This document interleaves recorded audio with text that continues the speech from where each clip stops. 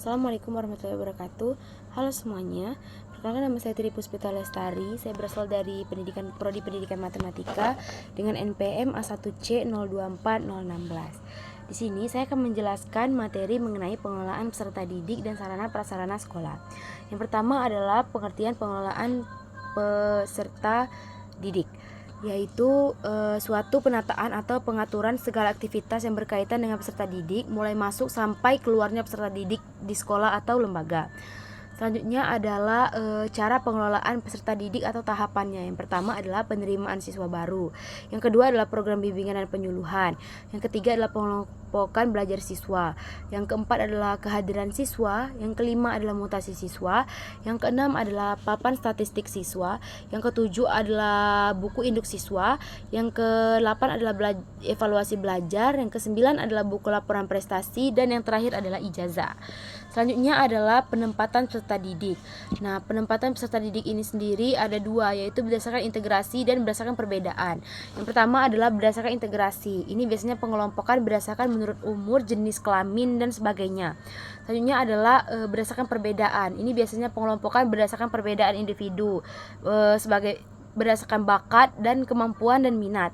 Selanjutnya adalah dasar dari penempatan peserta didik ini. Yang pertama adalah prinsip grouping atau penempatan berdasarkan kesukaan dalam memilih teman. Yang kedua adalah achievement grouping atau penempatan campuran yang berprestasi tinggi dan berprestasi rendah. Yang ketiga adalah aptitude grouping atau penempatan berdasarkan bakat, minat, dan kemampuan Yang keempat yaitu attention interest grouping atau penempatan berdasarkan perhatian dan minat. Yang terakhir yaitu intelijensi grouping atau penempatan berdasarkan hasil tes intelijensi.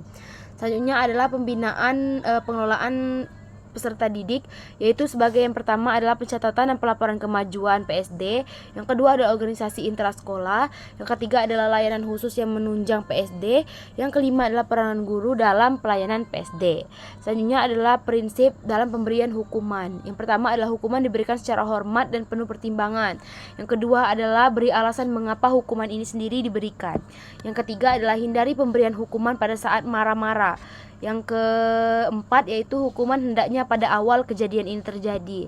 Yang kelima yaitu hindari hukuman yang bersifat fisik, atau hukuman ini sendiri tidak boleh melibatkan fisik seorang murid ini. 6 yaitu jangan menghukum kelompok kalau yang salah individu. Yang ketujuh adalah yakini hukuman sesuai dengan kesalahan. Yang kedelapan adalah konsisten dengan pemberian hukuman. Yang terakhir adalah pembinaan disiplin. Yang pertama adalah teknikan inner control atau penumbuhan kepekaan kesadaran tentang disiplin. Yang kedua adalah teknikal external control atau pengawasan penerapan peraturan yang ketat. Selanjutnya yang terakhir adalah kooperatif kontrol atau guru dan murid saling mengontrol tentang pelanggaran tata tertib. Terima kasih telah menonton video ini teman-teman. Bye bye.